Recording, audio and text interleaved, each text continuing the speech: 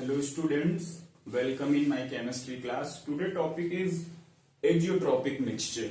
Before starting azeotropic mixture, we must understood the meaning of fractional distillation. What the meaning of fractional distillation? ठीक है, क्योंकि अगर आपको fractional distillation clear होगा तो आपको एजियोट्रोपिक मिक्सचर बड़े आराम से समझ में आ जाएगा. ठीक है, तो पहले फ्रैक्शनल डिस्टिलेशन की बात करते हैं. तो फ्रैक्शनल डिस्टिलेशन करने से पहले एक चीज और यहाँ पे रिलेशन में एक बताता हूँ जिसकी जरूरत अभी हमें पड़ेगी कि जो आपका बॉइलिंग पॉइंट होता है वो वेपर प्रेशर से कैसे रिलेट करता है. ठीक है, बॉइलिंग पॉइंट अगर किसी लिक्विड का ज्यादा है, ठीक है, तो हम कहेंगे कि उसका वेपर प्रेशर कम होगा.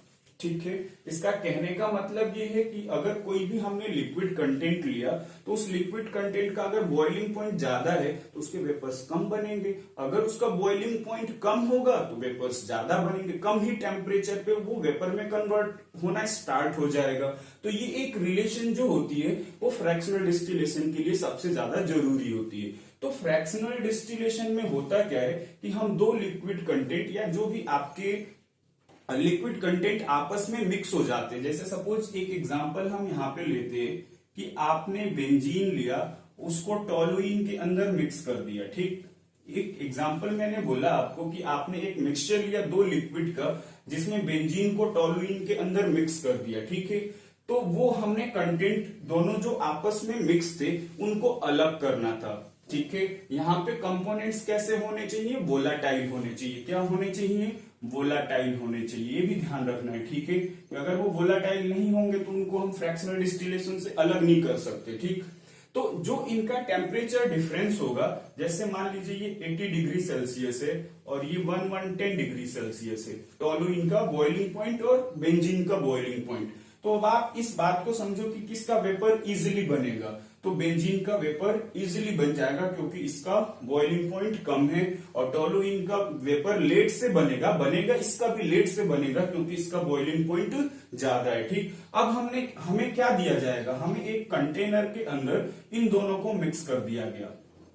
इसमें बेंजीन और टोलुइन दोनों को मिक्स कर दिया गया और बोला गया कि अब आप बेंजीन और टोलुइन को अलग अलग कीजिए. तो उस टाइप के जो कंटेंट्स होते हैं, उस टाइप का जो मिक्सचर होता है, उसको सेपरेट करने के लिए जिस मेथड का हम यूज करते हैं उसको हम कहते हैं फ्रैक्शनल डिस्टिलेशन. और उस फ्रैक्शनल डिस्टिलेशन के अंदर हम ध्यान रखते हैं कि दोनों लिक्विड कंटेंट का जो टेम्परेचर डिफरेंस होता है वो 15 से लेकर के 25 तक का डिफरेंस होना चाहिए. ठीक है, मिनिमम मतलब उनके जो बॉइलिंग पॉइंट से उसमें इतने का डिफरेंस होना चाहिए. ठीक है, जिससे कि हम उनको आसानी से अलग कर सके. उसके बाद हम क्या करते हैं, इस फ्रैक्शनल डिस्टिलेशन के अंदर जो भी हमारे पास मिक्सचर होता है दो लिक्विड का, उसको हमने एक कंटेनर में लिया. मैं ये एक जनरल डायग्राम है जिसके थ्रू समझाने की कोशिश कर रहा हूं कि फ्रैक्शनल डिस्टिलेशन में होता क्या है. ठीक है, यहां पे हमने सपोज यही एग्जांपल ले लीजिए कि इसके अंदर बेंजीन भी है, मिक्स हो गया, और टोलुइन भी मिक्स हो गया. ठीक, जब हम इसको हीट करना स्टार्ट करेंगे तो ऑब्वियस सी बात है कि जिसका बॉइलिंग पॉइंट कम होगा वही पहले वेपर में कन्वर्ट होगा. ठीक है, क्या होगा? वेपर में कन्वर्ट होगा. यहाँ पे वेपर्स बनने स्टार्ट हो गए. ठीक है, अब वो वेपर्स कंडेंस होंगे और वो जाके यहाँ पे क्या होने लगेंगे? कलेक्ट होने लगेंगे. ठीक है, और जिसका बॉइलिंग पॉइंट ज्यादा है वो अभी वेपर में कन्वर्ट नहीं होगा. तो इस प्रोसेस को हम कहते हैं fractional distillation. The separation of one liquid from another at a different composition. जब उनके कंपोजिशंस डिफरेंट होंगे लिक्विड फेज और वेपर फेज में, उस टाइम पे जो उनका सेपरेशन होगा एक लिक्विड का दूसरे लिक्विड से, उसी को हम कहते हैं फ्रैक्शनल डिस्टिलेशन. यानी कि फ्रैक्शनल डिस्टिलेशन की एक कंडीशन ये भी है कि जो दोनों कंपोनेंट्स होंगे उनकी जो कंपोजिशन होगी, जैसे लिक्विड स्टेज और जो वेपर फॉर्म है. ठीक है, अगर हम बेंजीन का मोल फ्रैक्शन यहाँ पे लेते हैं तो वो लिक्विड के केस में जो उसका कंपोजिशन होगा वो वेपर फेज में नहीं होगा. अगर हम टोलुइन का मोल फ्रैक्शन लेते हैं तो वो लिक्विड फॉर्म में होगा और वेपर फेज में अलग होगा. यानी कि फ्रैक्शनल डिस्टिलेशन में एक चीज आपको ध्यान रखनी है कि फ्रैक्शनल डिस्टिलेशन तभी होगा जब दोनों कंपोनेंट्स का कंपोजिशन भी डिफरेंट होगा, किसमें, लिक्विड और वेपर फेज में। Is it clear? तो हमें यहाँ पे क्या करना है, इस कॉन्सेप्ट को इस ग्राफ की हेल्प से समझने की कोशिश करनी है कि इस ग्राफ के थ्रू हम कैसे समझेंगे कि जो आपका बेंजीन है इसी का टेम्परेचर कम है, बॉइलिंग पॉइंट कम है, 80 डिग्री सेल्सियस है, तो वो कैसे अलग होगा, वो फ्रैक्शनल डिस्टिलेशन से कैसे सेपरेट होगा। ठीक है, तो अब मैं आपको इस ग्राफ की हेल्प से समझाने की कोशिश, देखिए ये टॉपिक आपको नहीं पढ़ाना है, बस इसको पढ़ना इसलिए है कि हमें एक्जियोट्रोपिक मिक्सचर समझ में आ जाए। ठीक है, तो इसलिए पहले हम इस ग्राफ को समझते हैं और उसके बाद एक्जियोट्रोपिक मिक्सचर बड़े इजीली आपको समझ में आ जाएगा। ठीक है, तो देखते हैं क्या होता है। ग्राफ को जरा समझने की कोशिश कीजिए। ठीक है, ग्राफ में ही सब कुछ इसमें है। अगर हम यहाँ पे कहते हैं कि एक जो कंपोनेंट है उसका बॉइलिंग पॉइंट TA है, ठीक है, टोलुइन होगा क्योंकि उसका जो बॉइलिंग पॉइंट है 110 डिग्री सेल्सियस है, यानी कि यहां हम लिख सकते हैं कि the boiling point of TA is greater than TB। ये आपका हो गया क्या, बेंजीन का कितना है 80 और टोलुइन का है 110 डिग्री सेल्सियस। ठीक, तो यानी कि TA का टेम्परेचर ज्यादा होगा और TB का टेम्परेचर कम होगा। अब मेरी बात को समझिए जरा, अगर हम बॉइलिंग टेम्परेचर, यहां पे टेम्परेचर है और इधर कंपोजिशन है, मोल फ्रैक्शन है, इसका ग्राफ बनाते हैं और देखते हैं कि कौन सा कंपोजिशन पहले वेपर में कन्वर्ट होगा और वो सेपरेट होगा। ठीक, अगर हमने मान लिया, अब आप देखना इस ग्राफ को, ये उतना ज्यादा कॉम्प्लिकेटेड है नहीं, समझना है इसको, बहुत इजी सा ग्राफ मैंने बनाया हुआ है यहाँ पे। ठीक है, ये जो स्लोप है आपका, ये वेपर फेज, ये लिक्विड फेज को रिप्रेजेंट कर रहा है, ये टेम्परेचर हो गया और ये कंपोजिशन यानी कि मोल फ्रैक्शन हो गया, जैसा कि आपने राउल्ट्स लॉ में बनाया हुआ है। राउल्ट्स लॉ में हमने यहाँ mole fraction versus vapour pressure का ग्राफ बनाया। ठीक है, यहाँ पे बॉइलिंग टेम्परेचर वर्सेस कंपोजिशन का बनाया हुआ है। ठीक है, अब आप मेरी बात को समझिए। सपोज मान लीजिए कि यहाँ पे जो आपका A है 100% है, फिर 80%, 60%, 40%, 30%, 20%, फिर 0% हो रहा है। ये 0 है आपका परसेंट, फिर यहां से बढ़ते बढ़ते ये 100% हो रहा है। ठीक है, यानी कि इधर से इधर आपका जो है A का कंपोनेंट डिक्रीज हो रहा है और B का कंपोनेंट इंक्रीज हो रहा है। ठीक, यहां पे हमने माना कि X एक कॉन्सेंट्रेशन हमने लिया।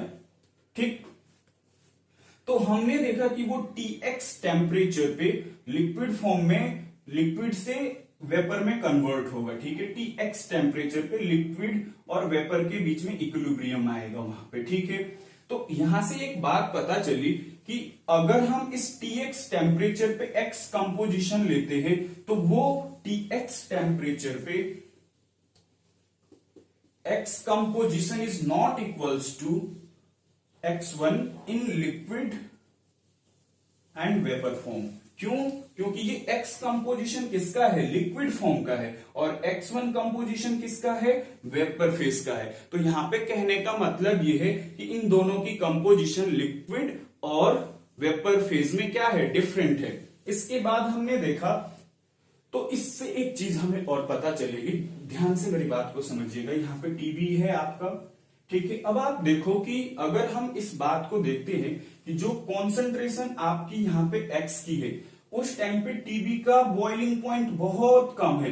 तो जब बॉइलिंग पॉइंट TB का कम होगा तो उसमें कंपोजिशन किसका ज्यादा होगा, B कंपोनेंट का ज्यादा होगा। ये A कंपोनेंट, ये B कंपोनेंट। B कंपोनेंट का मतलब जो अमाउंट होगा, कंपोजिशन होगा, वो ज्यादा होगा वेपर फॉर्म में, क्योंकि उसका बॉइलिंग पॉइंट क्या है, कम है। जबकि TA का टेम्परेचर क्या है, बहुत ज्यादा, बॉइलिंग टेम्परेचर क्या है, बहुत ज्यादा है, तो ये तो वेपर में कन्वर्ट होगा ही नहीं। लेकिन जो B कंपोजिशन होगा वो तुरंत वेपर में कन्वर्ट हो जाएगा।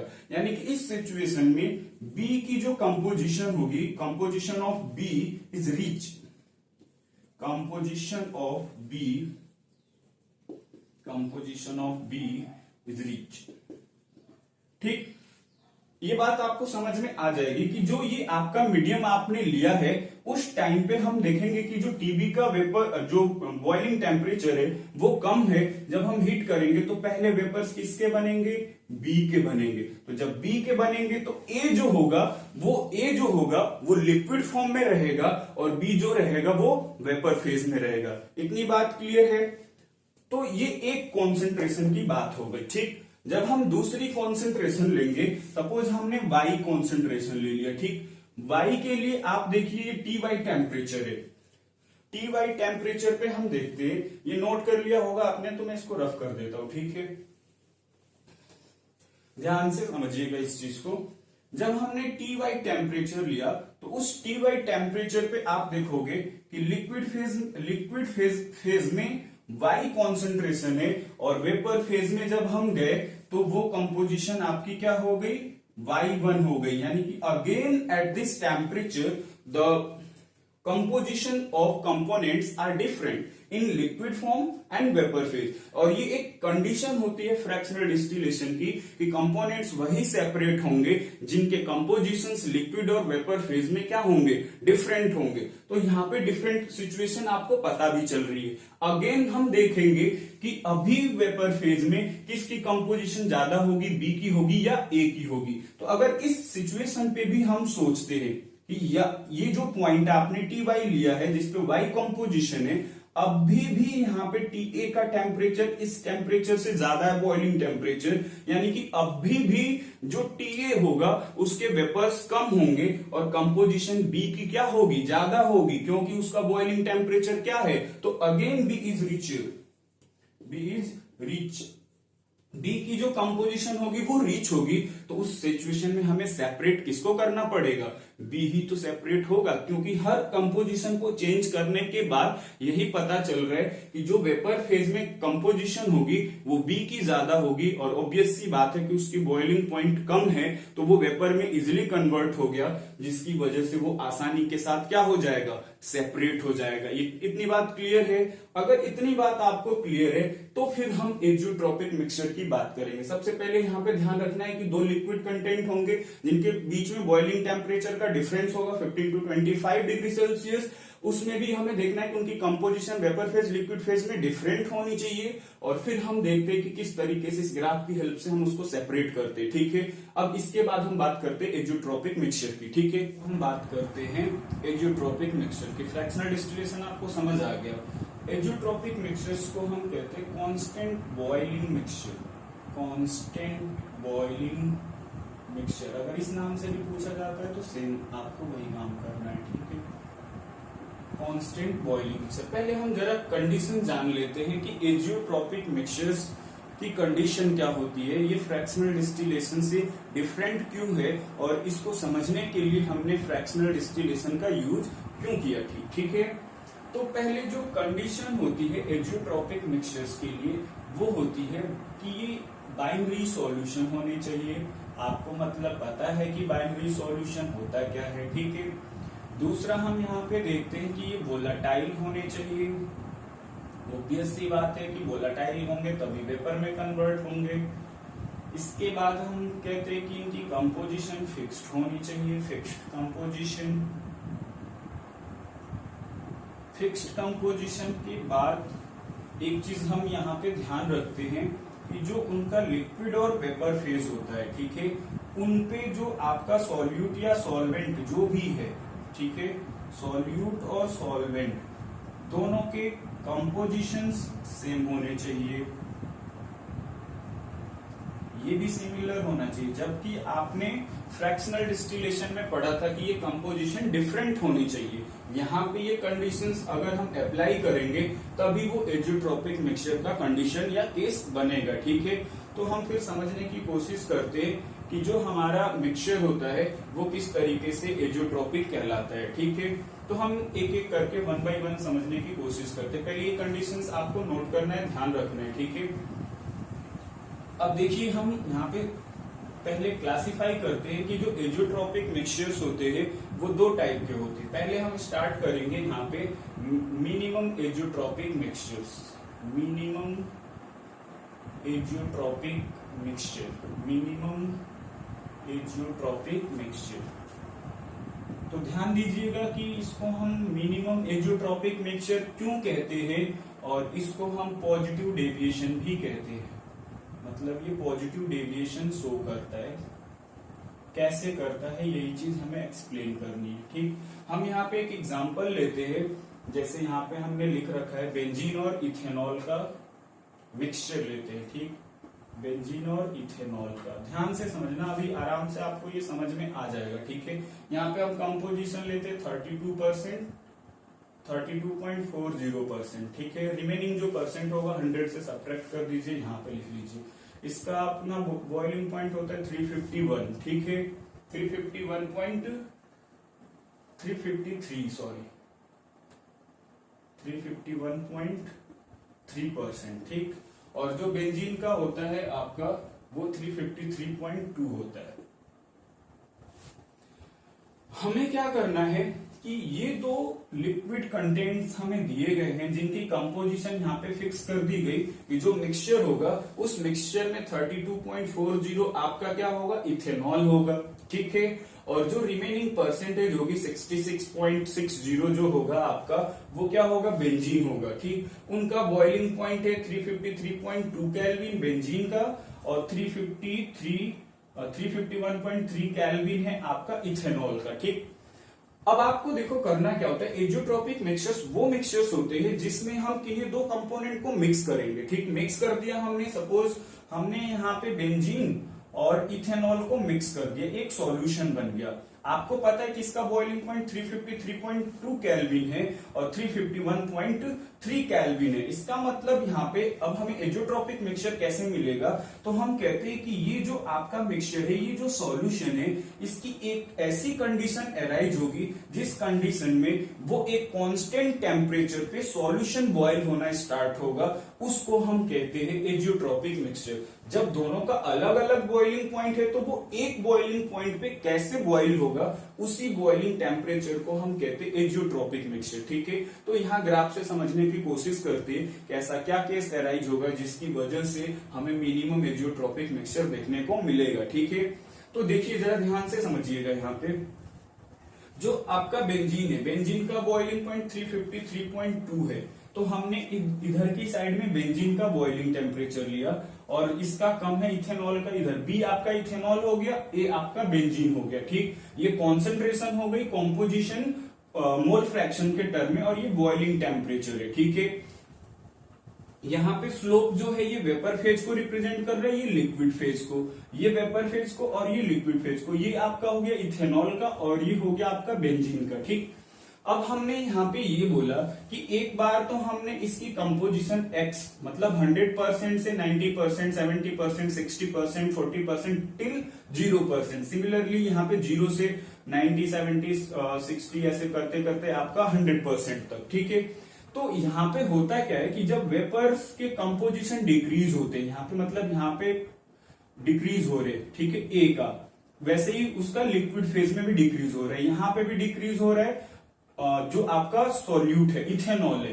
तो होता क्या है एक्चुअली कि एक ऐसी कंपोजिशन क्रिएट होती है इन दोनों मिक्सचर्स में जिस कॉन्सेंट्रेशन पे या जिस कंपोजिशन पे इनकी कंपोजिशन सिमिलर हो गई। आप देखो हुआ है या नहीं हुआ है, वेपर फेज डिक्रीज होते होते इस पॉइंट पे, तो उस टाइम पे जो भी उसका काई बी होगा वो लिक्विड फॉर्म के काई बी के बराबर हो जाएगा, नहीं हो जाएगा, इस सी पॉइंट पे। इस पे तो ये वेरिएबल है, लेकिन इस सी पॉइंट पे दोनों की कंपोजिशन क्या हो गई, सिमिलर हो गई। और इसी कंपोजिशन पे जो आपका काई ए और काई बी है वो भी सिमिलर हो गया। तो जिस कंपोजिशन पे दोनों कंपोनेंट्स की कंपोजिशन सिमिलर हो जाए, उस टेम्परेचर को हम कहते हैं कि वो उस टेम्परेचर पे बॉयल हुए होंगे, और उस कंपोजिशन के अकॉर्डिंग उस मिक्सचर को हम नाम दे देते हैं एजियोट्रॉपिक मिक्सचर, ठीक। अब हम इसको मिनिमम क्यों कहते हैं, मिनिमम इसलिए कहते हैं कि देखिए इसका बॉइलिंग जो है, जब दोनों मिक्स हो गए तो बॉइलिंग इसका हो गया 341.2 केल्विन, यहाँ पे लिख रखा है मैंने, ये जो ये टेम्परेचर है यहाँ पे वो 341.2 केल्विन है। इसका सीधा सीधा सा मतलब दिख रहा है कि इथेनॉल से भी कम और बेंजीन से भी कम, दोनों से कम हो गया इसका बॉइलिंग पॉइंट, यानी कि कम हुआ। और जब कम होगा तो मिनिमम एजियोट्रॉपिक मिक्सचर, जो दोनों सेपरेट कंपोनेंट्स थे उनसे कम अगर बॉइलिंग पॉइंट आएगा उस मिक्सचर सॉल्यूशन का, तो हम कहेंगे कि वो मिनिमम एजियोट्रॉपिक मिक्सचर होगा। Is it clear?